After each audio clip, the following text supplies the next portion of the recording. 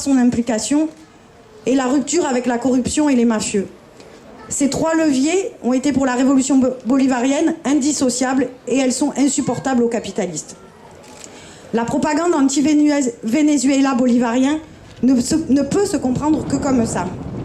La présence aujourd'hui de l'ambassadeur pourra nous permettre de rentrer plus en détail. C'est très pratique. Bon, ça va. Plus en détail dans les opérations de déstabilisation de l'économie vénézuélienne par les États-Unis, notamment toute la guerre de l'alimentation qui est menée dans le pays. Peut-être que l'ambassadeur pourra nous dire un peu aussi comment elle peut être contrée par la force des comités locaux d'approvisionnement qui, par les actions du gouvernement, permet l'approvisionnement de plus de 6 millions de familles dans le pays. Quand depuis de France, Emmanuel Macron se permet de donner des leçons au Venezuela et qu'il n'est même pas capable dans son propre pays de faire en sorte qu'il n'y ait pas des gens qui meurent de faim alors que nous ne sommes pas victimes de blocus, je pense qu'il ferait mieux de regarder sa propre politique avant d'aller regarder les politiques de redistribution qui se passent sur un autre continent. N'étant pas dans l'ingérence, la CGT, et respectant toutes les formes d'organisation que les travailleurs ont choisies dans leur propre pays, nous pourrons aussi, dans un deuxième temps d'échange, échanger sur quels engagements, quelles campagnes, quelles initiatives de notre part seraient efficaces et utiles au peuple et aux travailleurs vénézuéliens. Voilà, je ne vais pas faire plus long et passer la parole directement à M. Michel Mourica et ensuite initier un débat avec des allers-retours entre nous.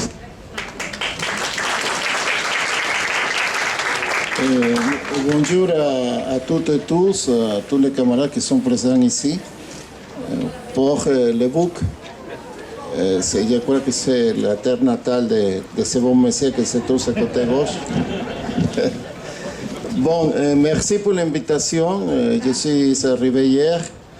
Et le plus important, c'est une manifestation de solidarité que le seul fait d'être parmi vous, ça c'est très important.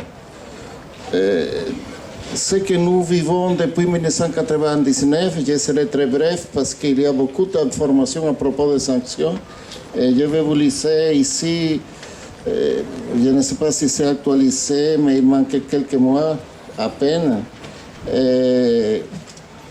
Les crimes de lèse-humanité contre le Venezuela et l'impact des blocus économiques des mesures coercitives et unilatérales. Bon, depuis 1999, nous assistons à une agression permanente contre le Venezuela. Après la mort du commandant et président Hugo Chávez Frías, l'agression a été terrible parce qu'au fond, le problème, quand on pense que depuis 2015, quand le président Obama a dit que le Venezuela était une menace inusuelle contre les intérêts des États-Unis et pour la défense des États-Unis,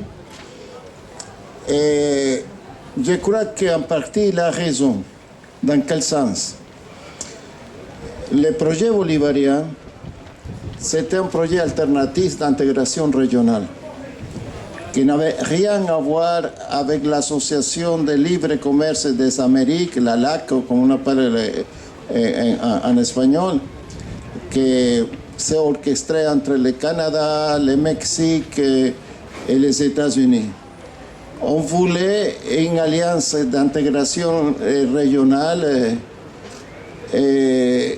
non compétitive, concurrentielle, sinon solidaire et essayer de satisfaire les nécessités entre les régions, les inégalités entre les régions et les peuples, avec le respect et la souveraineté de chacun des pays latino-américains, mais des Caraïbes. C'était une alliance sans les concours et sans la participation ni du Canada ni des États-Unis. Et cette intégration régionale qui n'a rien à voir avec le monroïsme ni le néo-monroïsme, que c'était le projet soumettre les pays d'Amérique latine et des Caraïbes par les États-Unis, même depuis la naissance des États-Unis, depuis la naissance des pères fondateurs.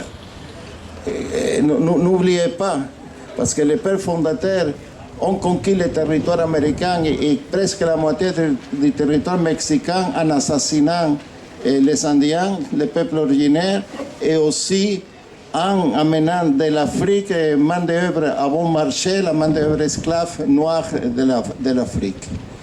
Bon, le plus important, qu'ils ont essayé à tout prix de faire un processus de recolonisation du Venezuela.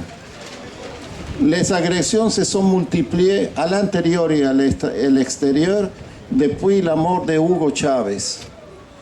2014-2015, c'était terrible.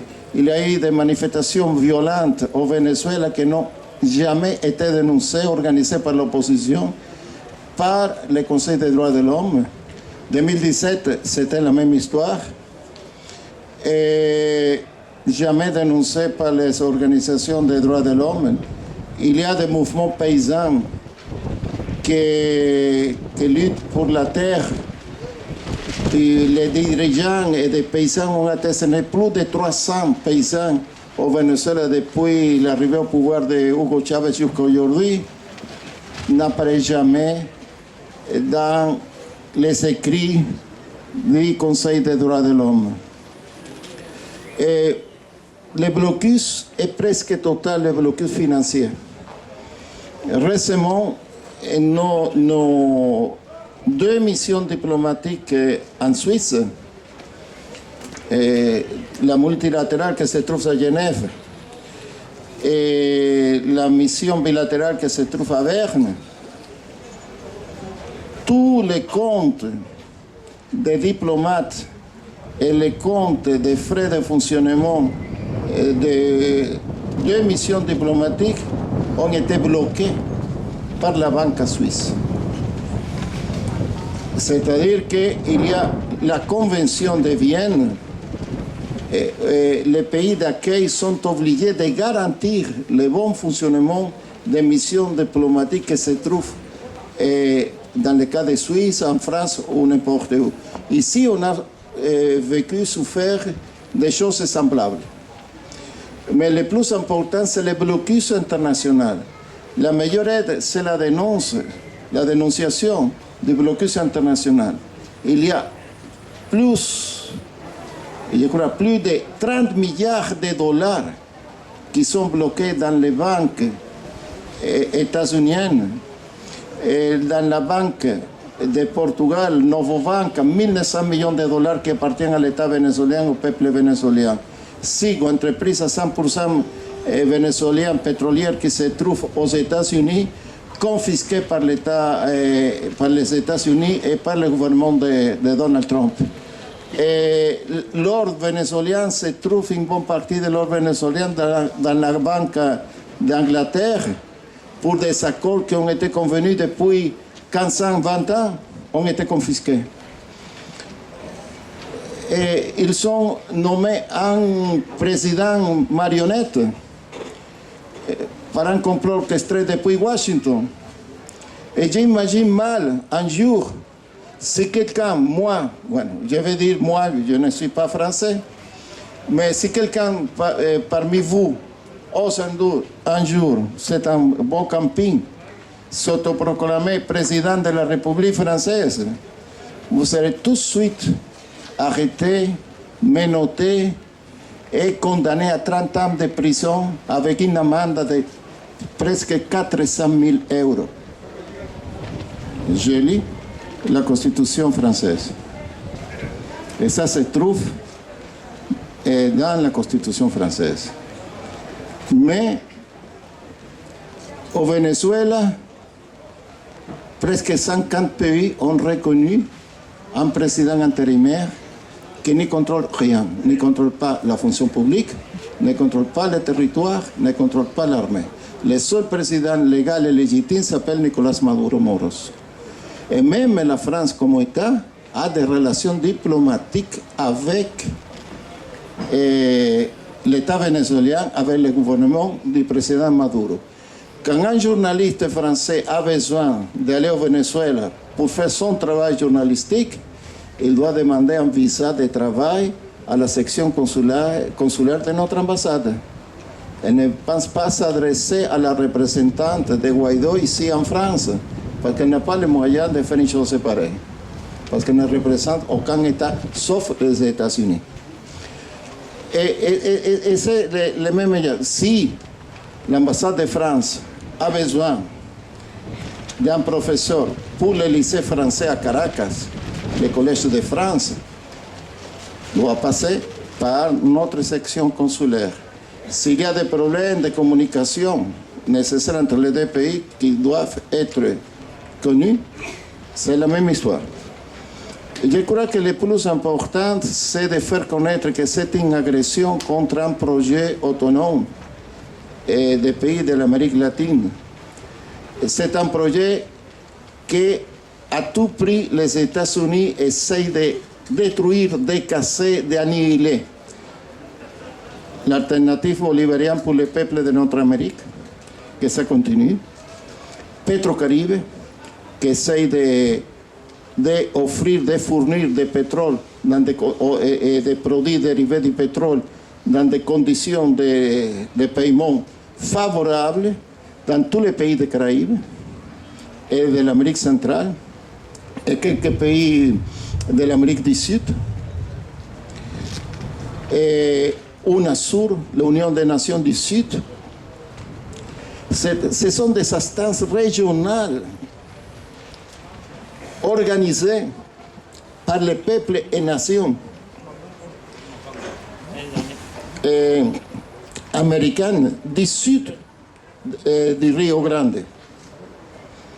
Ce sont des projets alternatifs qui ont eu vraiment des succès. Par exemple, je n'ai depuis longtemps dit que Lula, qui a sorti avec ses politiques sociales de la pauvreté 40 millions de Brésiliens, un mot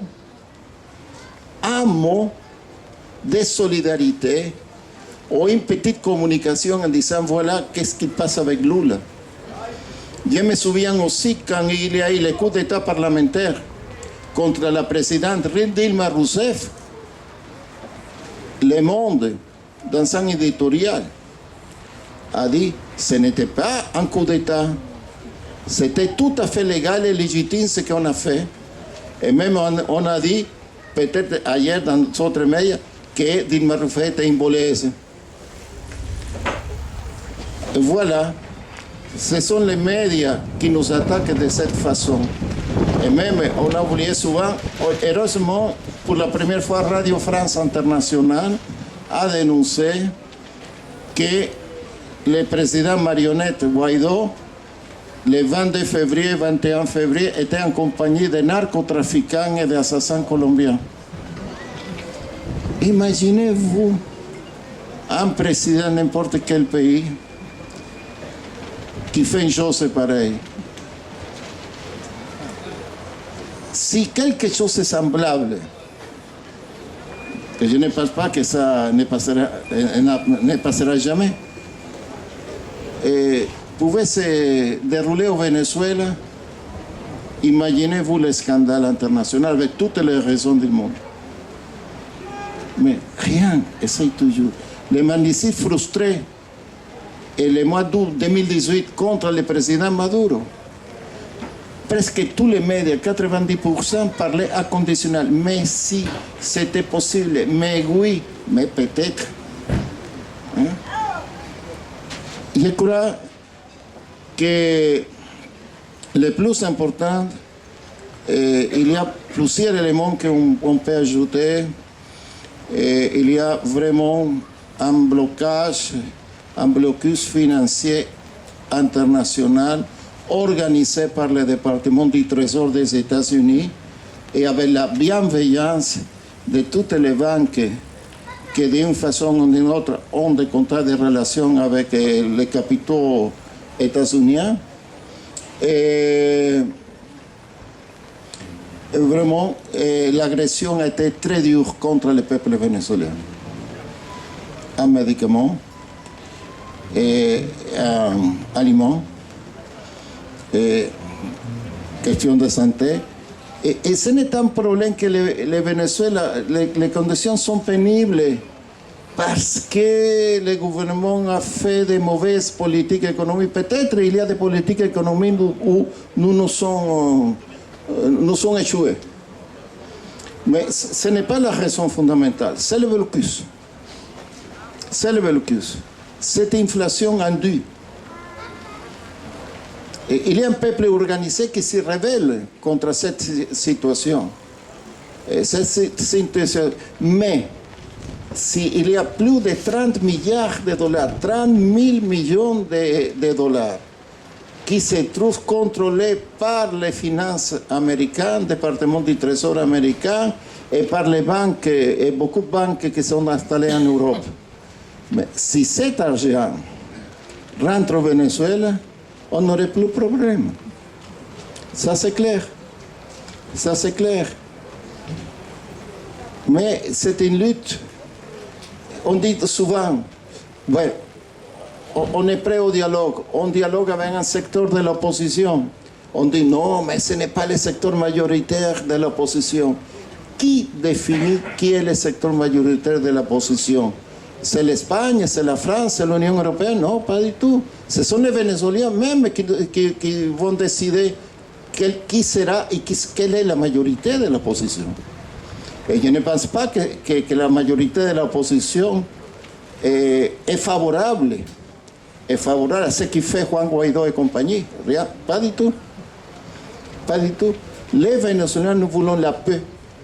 Et nous savons que pour avoir la paix, nous devons entamer des conversations. Il faut faire un dialogue tout à fait radical pour surmonter les différences, mais toujours en respectant l'état de droit et la constitution de la République bolivarienne du Venezuela.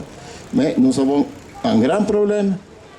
Et le grand problème, ce sont les États-Unis qui doivent tôt ou tard dialoguer avec le gouvernement vénézuélien. Mais nous sommes sûrs qu'avec votre solidarité, en pensant vous-même les moyens les plus efficaces pour aider le peuple vénézuélien, mais aussi en dénonçant ce qui se passe, que ça c'est très important, nous pouvons et nous sommes sûrs surmonter cette situation que nous vivons aujourd'hui. Merci beaucoup.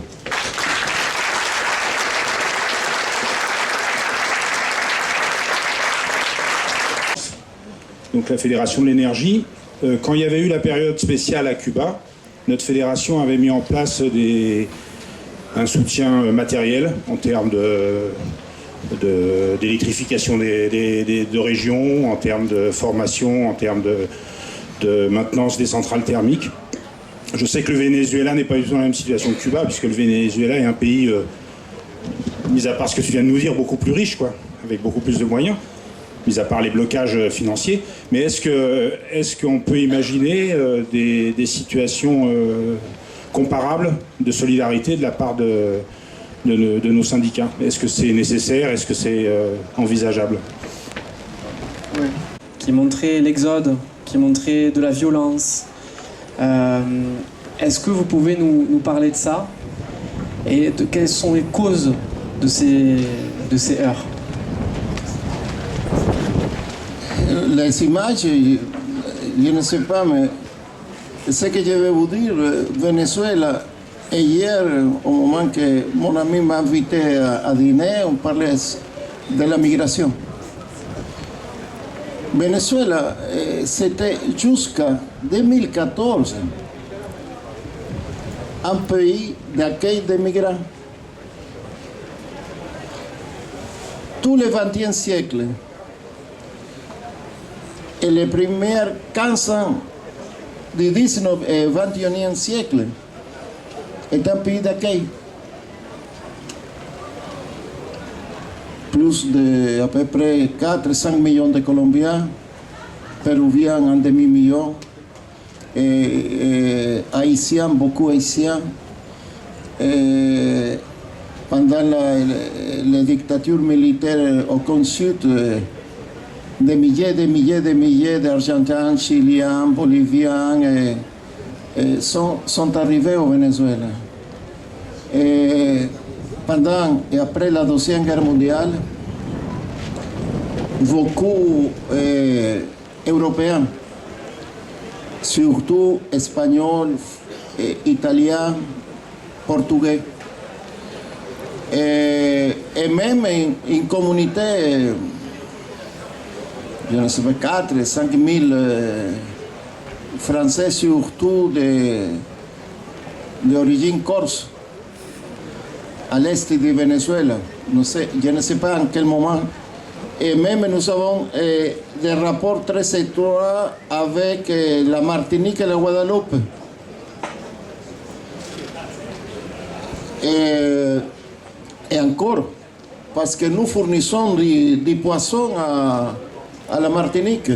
Parce que si vous savez bien qu'avec les pesticides, à un moment donné, tous les eaux de Martinique et de la Guadeloupe ont été tout à fait empoisonnés. Il y a, comment ça s'appelle, comment se llama, un veto, una veda. Les sargasses qui empêchent de pêcher dans la zone. Mais les bilans migratoires commencent à être négatifs 2014, surtout 2015. Les chiffres, ni les chiffres officiels, ni les chiffres de l'autre côté qui manipulent, mais je crois que ce sont des millions de Vénézuéliens qui ont quitté le pays. Mais ce sont des raisons économiques. Ce n'est pas, comme on dit, des réfugiés politiques. Il y a des Vénézuéliens. L'autre jour, j'ai parlé avec une jeune femme vénézuélienne qui est chaviste radicale, militante. Elle est sortie du Venezuela, elle a quitté le pays.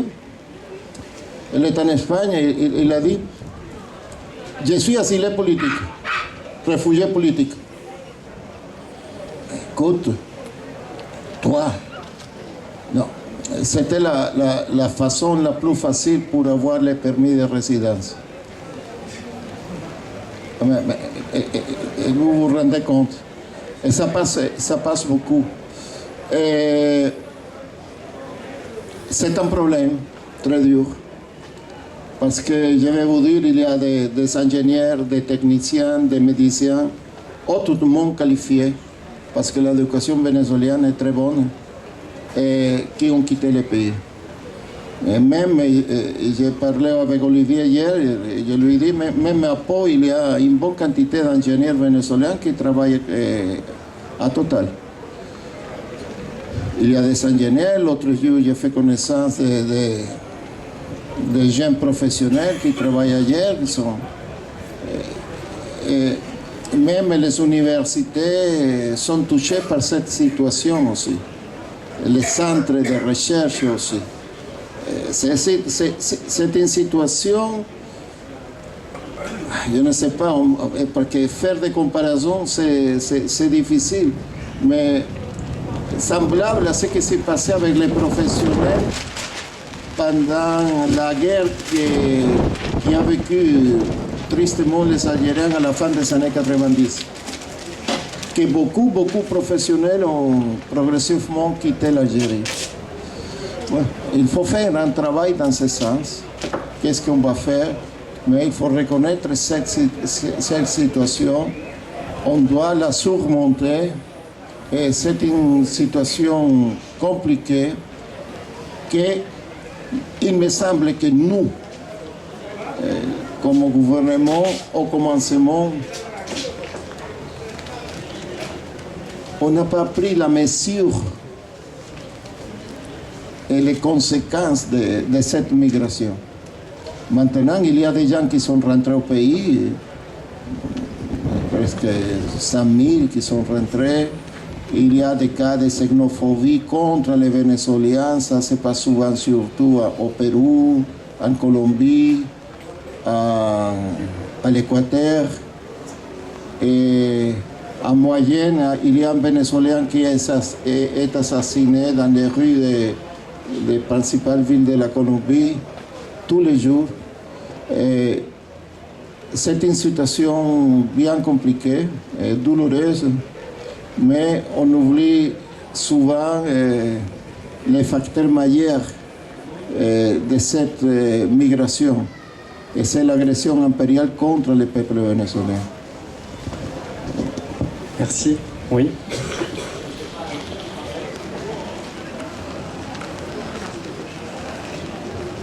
Oui, j'avais une question à poser concernant l'agriculture. L'agriculture avant 2014 et après 2014, comment est-ce que le peuple était autosuffisant auparavant et aujourd'hui, où il en est à travers l'agriculture? Ah oui, ça c'est important. Venezuela, c'est un pays pétrolier.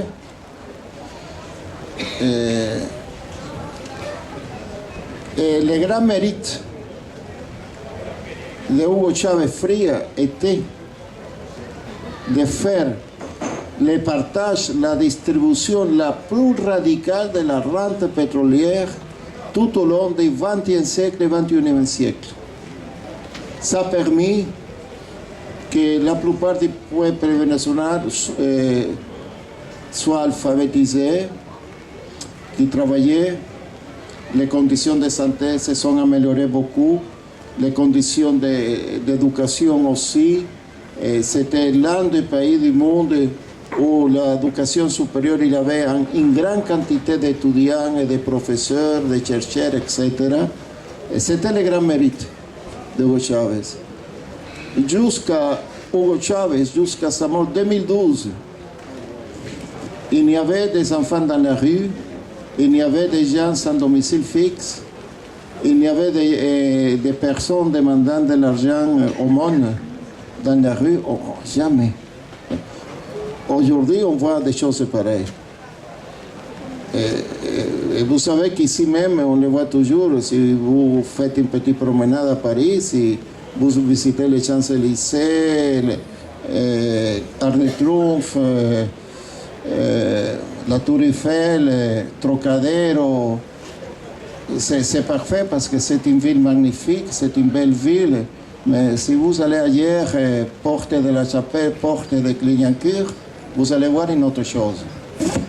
Et je crois que avant le pétrole,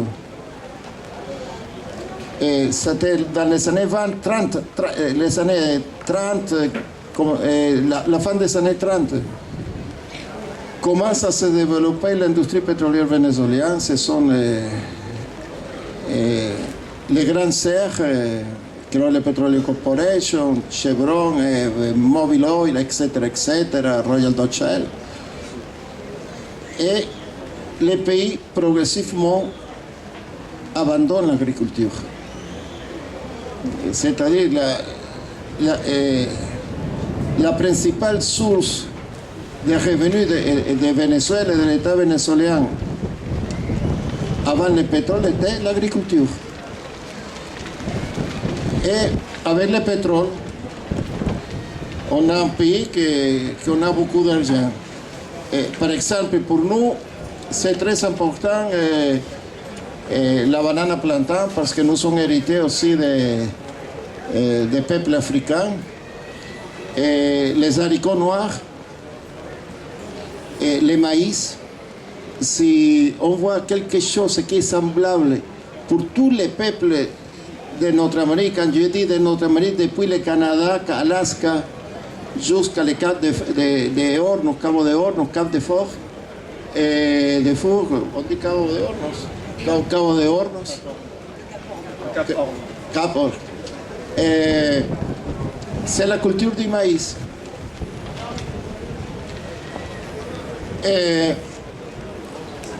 La manioc, la banane, la tomate, le cacao, le café. Bueno, le café venait d'ailleurs. Et le Venezuela produit encore, mais pas d'une façon suffisante. Quand il manquait, par exemple, des haricots noirs ou des riz où nous étions autosuffisants, où il y avait une montée des prix pour X raisons des producteurs ou des commerçants. Pour les gouvernements, le plus facile était on va importer. Mais aujourd'hui, la situation est différente. On ne peut pas dire on va importer, même en ayant de l'argent en poche, parce que nous sommes bloqués. Il y a un blocus financier qui nous empêche de faire une chose pareille.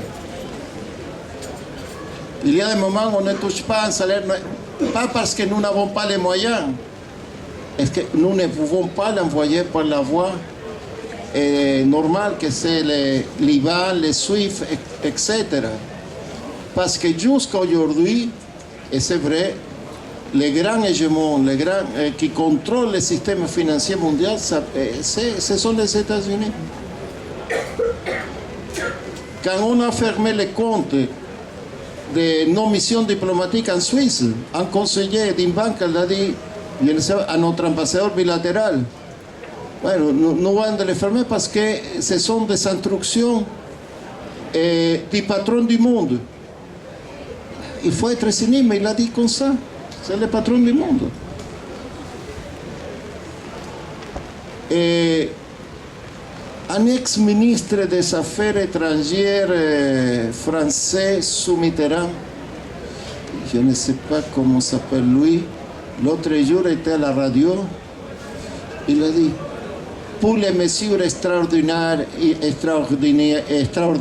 inusuelles, l'application de la extraterritorialité de la justice états-unienne, qui nous touche beaucoup. Demandez à un agriculteur français s'il est content avec le blocus contre la Russie. Et s'il nous touche beaucoup, pourquoi les 27 pays, sont 27 ou 28 de l'Union européenne, nous pouvons nous unir pour dire non au blocus, non aux sanctions. Mais on ne le fait pas. On ne le fait pas. Et c'est vrai, je peux vous dire, l'Union européenne, c'est une grande puissance économique, mais d'un point de vue en politique internationale, c'est un nain en politique internationale. C'est quelque chose de très petit qui n'a pas une voix autonome, seule, différente. Et même si vous êtes ou non favorable à quelque chose avec Charles de Gaulle avait le mérite d'avoir une politique internationale indépendante. Avec toute la France-Afrique, toutes ces histoires, tout ce qui s'est passé, mais il avait une politique internationale indépendante. Il essayait de la faire. Et c'est ça le problème. Et pour nous, on essaye de développer l'agriculture aujourd'hui. Il y a des expériences intéressantes. Par exemple, dans le secteur, dans les plaines vénézuéliennes, entre Acarigua, c'est une ville de plaines vénézuéliennes, et Barquisimeto, que c'est une ville de l'État Lara. Nous appelons au département État, de l'État Lara, que c'est un État agro-industriel. Il y a des expériences de communes agricoles, et pas seulement agricoles, sinon production de bétail, tout ça, qui sont extrêmement intéressantes. Sont autosuffisantes, avec un excédent qui est capable de transmettre à la population à des prix convenables. Il y a des expériences. Je pense que tôt ou tard, nous sommes obligés vraiment aujourd'hui de repenser le pays. Et je crois que des choses vont se passer petit à petit en Amérique latine et en Amérique du Sud. J'attends impatiemment les résultats électoraux en Argentine le mois d'octobre. Ça peut changer la donne. Même l'Uruguay a des différences avec nous, je la respecte. Il y a des camarades, des amis chavistes qui me disent non, mais Pepe Mujica, tu te rends compte, Michel, ce qu'a dit hier Pepe Mujica à propos de nous? Ok, tranquille, laisse tranquille à Pepe Mujica. Ce sont les élections à l'Uruguay. Et le Frente Amplio il est obligé de gagner ces élections. Laisse tranquille. Mais lui, à la fin, qu'est-ce qu'il a dit? Il est contre les décisions de la OEA, il est contre les décisions de soumettre et de détruire la souveraineté du peuple vénézuélien. Et c'est ça l'important. Nous devons être aussi habitués à recevoir des critiques. Et nous ne sommes pas des anges sans macule, sans tâche. Mais le plus important, c'est le respect à notre souveraineté. Et ça, c'est l'important. Et aujourd'hui, l'Uruguay respecte la souveraineté. Et le Mexique, avec López Obrador, la même chose. Et n'oubliez pas, ce sont 12 pays ou 10 pays qui font partie du groupe de Lima. Mais en Amérique, il y a en toute l'Amérique, y compris le Canada, 34 pays. Il y a 50 pays dans le monde qui reconnaissent Guaidó, mais d'une façon chaque fois bien distante. Mais dans le monde, il y a 194 pays qui font partie de l'Assemblée générale des Nations Unies, si je ne me trompe pas. C'est pour cela que pour nous, la lutte continue et je crois que l'agriculture, c'est un moment et nous, je vais essayer de voir le mouvement coopératif qui est assez intéressant ici dans le secteur agricole ici pour travailler ensemble et le secteur ici qui n'utilise pas les pesticides, ça c'est important pour nous parce que nous sommes en train même pour la pomme de terre de la cultiver sans les concours de comment ça s'appelle, les grands transnationales de pesticides, de semences, c'est Bayer. Bayer aujourd'hui, Bayer et l'autre, l'américain, Monsanto. Et Bayer était la même compagnie pendant la Deuxième Guerre mondiale qui a fourni les gaz pour la massacre des juifs, des communistes, des gitans, etc. dans la chambre à gaz. C'est la même Bayer. C'est la même Bayer. Avant de s'appeler Bayer, s'appelait une autre chose. Mais c'est la même. C'est la même. Il ne faut pas l'oublier. Les États comme bon, la Russie et la Chine dans cette période. Ah oui, j'oublie aussi la solidarité du peuple bolivien, de la Bolivie, de Evo Morales. Et j'espère qu'il va rapporter, je suis sûr, la victoire en Bolivie. Les élections sont, je ne sais pas, dans quelques jours. Non, la Russie, appui total, même la Chine. Heureusement, comme ils font partie du Conseil de sécurité, aucune agression militaire contre le Venezuela ne sera possible parce que ne sera pas avec le consentement des Nations Unies ni du Conseil de sécurité, parce que la Charte des Nations Unies dit que dans des cas d'agression, que c'est bien défini les cas, c'est seulement d'intervention militaire, c'est le Conseil de sécurité qui a le dernier mot. Dans ce cas, il n'y a pas de problème, je crois. Et ce n'est pas le même cas de la Libye. Dans la Libye, la grande faute de la Russie et de la Chine, c'est qu'ils se sont abstenus. À ce moment-là, vous savez les conséquences jusqu'à aujourd'hui. Mais quelques mots, parce que je pense que Michel a mené beaucoup d'éléments. Il aura échappé à personne que notre fête se tient le jour de la paix, hein, où on fête la paix dans le monde, on célèbre la paix dans le monde. Je pense qu'une nouvelle fois, ce qui est avant tout menacé au Venezuela, c'est la paix, c'est la liberté, c'est le droit pour le peuple vénézuélien de choisir son chemin, son avenir, de choisir dans quelle société il veut vivre.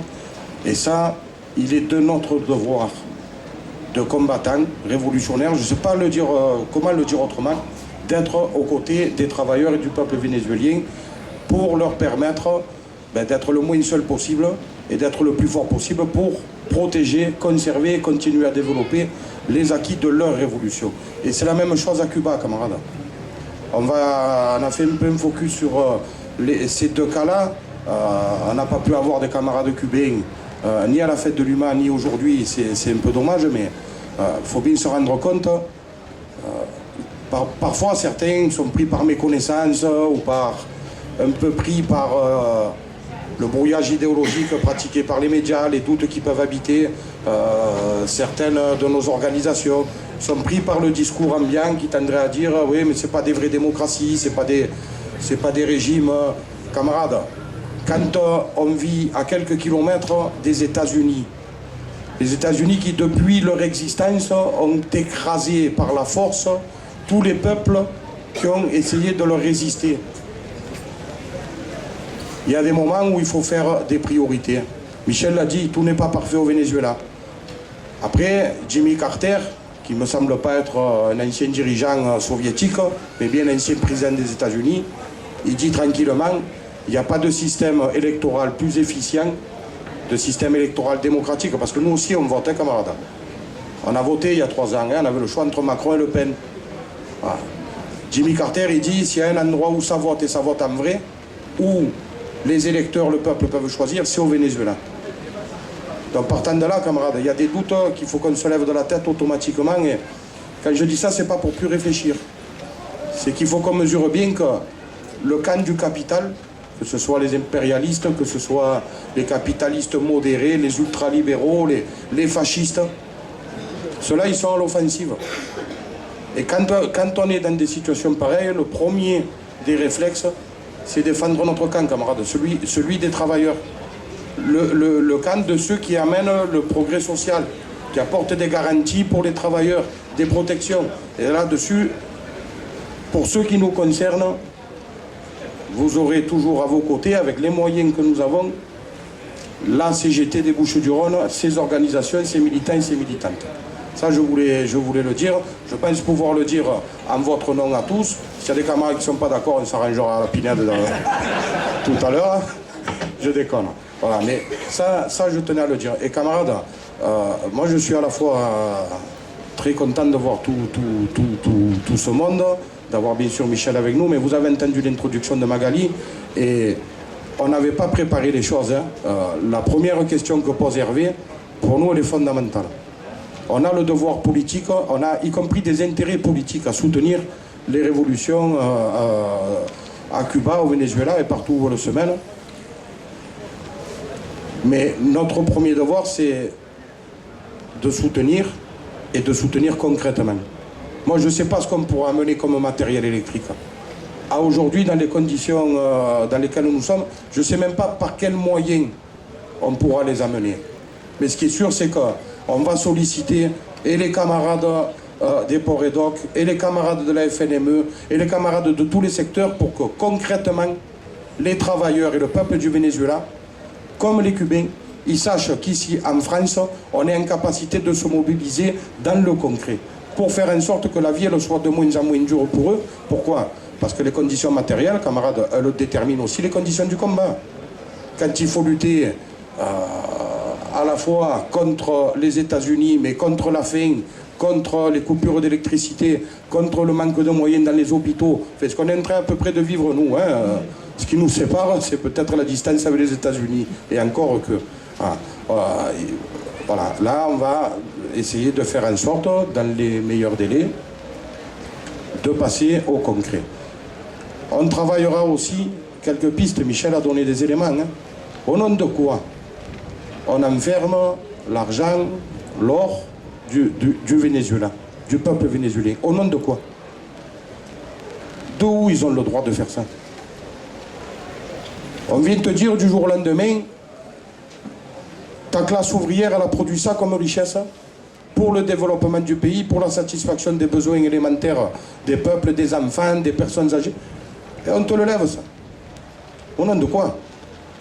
Et bien moi, je suis certain que les 3 banques qu'a cité Michel, ils ont des ramifications jusque dans les Bouches-du-Rhône. Eh bien, on va aller les chercher, camarades. Et comme on avait fait il y a un an, rappelez-vous, quand on était à la BNP pour leur dire il faut rendre les 3 milliards du CICE. Qu'est-ce que vous voulez? On veut les 3 milliards. Vous partirez quand? Quand on aura les 3 milliards? Bon, quand on a eu 3 milliards de CRS, on est parti. Mais on est allé chercher les 3 milliards. On va aller chercher les milliards du Venezuela. On verra après si on peut négocier une petite aide pour l'UD. Je déconne, mais par principe, on va le faire. Il faut qu'ils expliquent pourquoi ils se permettent de priver des travailleurs, un peuple entier, des fruits de leur travail, des efforts qu'ils ont faits. Ils l'ont pas volé. C'est pas de l'argent du narcotrafic, camarades. C'est produit par les travailleurs du Venezuela. On va aller chercher cet argent. Je ne sais pas combien on ramènera, mais en tout cas, camarade le colibri, hein, tu ne vas pas éteindre l'incendie avec ton petit bec, non, mais je fais ma part. On va faire notre part. Merci, et franchement, ça fait plaisir de voir ce monde. Alors, effectivement, c'est de la pluie pour de bouquin, c'est pas gênant comme la pluie d'ailleurs. Mais malgré tout, il fallait la braver, c'est bien, on voit qu'il y a du potentiel. Merci, camarade.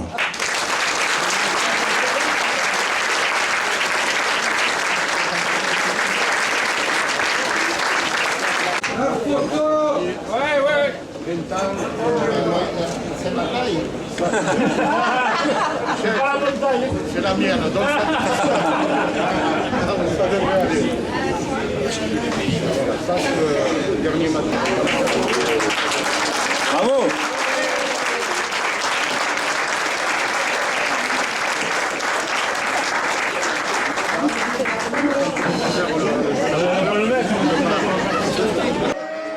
Tous ensemble, hein?